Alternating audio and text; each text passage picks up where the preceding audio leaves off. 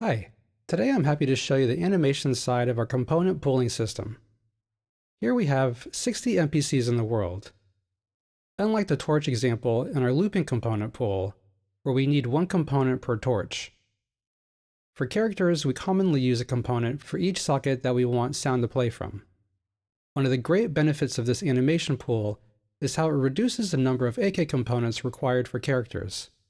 Instead of creating dedicated components for each limb, components are used from the pool and attached dynamically as needed.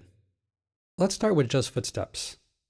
Instead of having an AkComponent for each foot, which now brings us to 120 components for our 60 characters, in this example, this system brings us to just 10 components for all footsteps.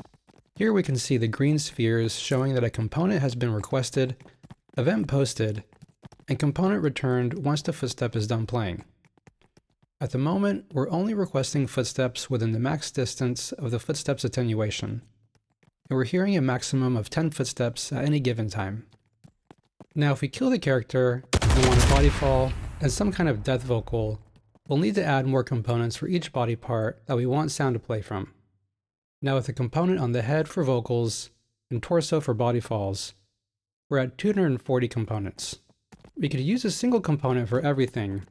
However, with improvements and widespread adoption of 3D audio in recent years, spatial fidelity has increased significantly with headphones, which is now overwhelmingly how the majority of gamers listen to games.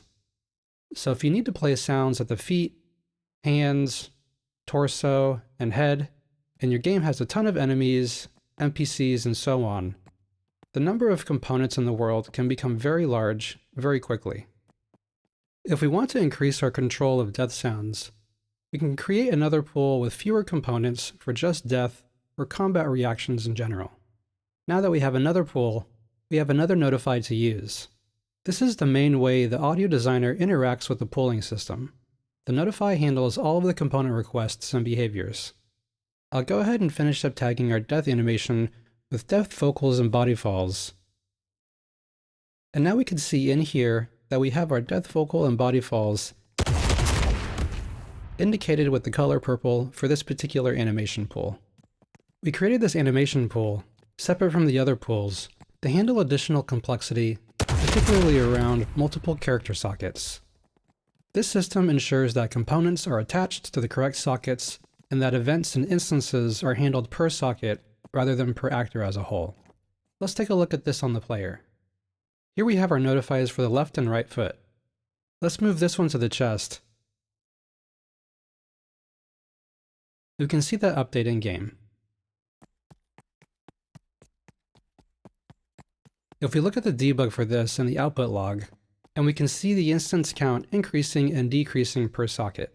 When all instances have finished playing on the socket, the component gets returned to the pool. Also, our anim notify debug works with our component pool. You'll still be able to see things like the name of the sound and the animation that the sound is playing from.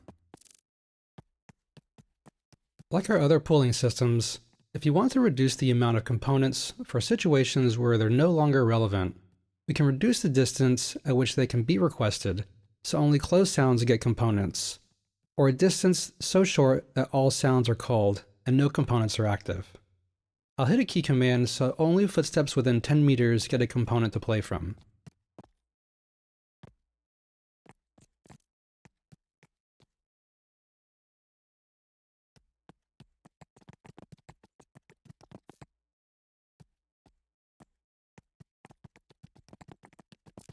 I'll hit the key command again, and we'll set the distance to 1 meter, so now we get no footsteps.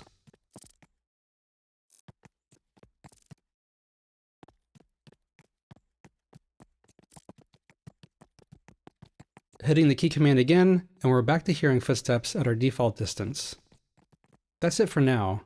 We hope this system will help you get components under control with characters and animations.